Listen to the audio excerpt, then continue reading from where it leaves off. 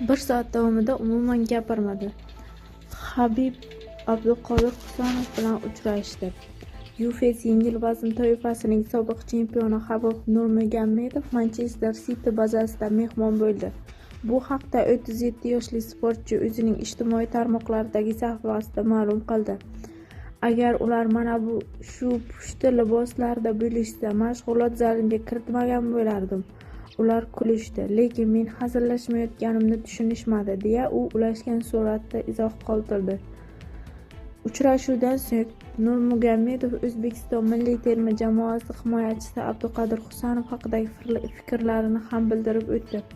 Abduqodir Husanov bilan bir soat davomida birga bo'ldik. U umuman gapirmadi. Yaratgan seni panohida asrasin. Sendan O'zbekiston xalqining umidi katta. Hech qachon bo'shashma va faqat oldinga intil, deya yozdi sobiq chempion. Eslatib o'tamiz, Habib Nurmagomedov UFC'dagi so'nggi jangini 2020-yil 24-oktyabr kuni Abu Dabida bo'lib o'tgan UFC 254-turnirida o'tkazgan.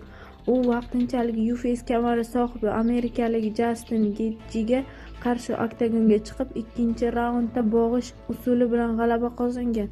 Mazkur g'alaba Nurmagomedov uchun faoliyatidagi 29-g'alaba bo'ldi. Jangdan so'ng Habib aralash jang san'atidagi faoliyatini yakunlaganini e'lon qilgan edi.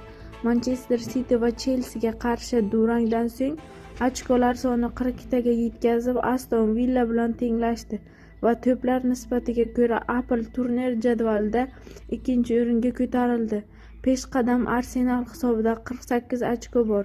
Jamoa navbatdagi uchrashuvni Angliya Premyer Ligasining 21-turi doirasida Brightonga qarshi o'tkazadi. Ushbu bahs 8-yanvarda o'tar kechasi Toshkent vaqti bilan soat 12:00 da start oladi.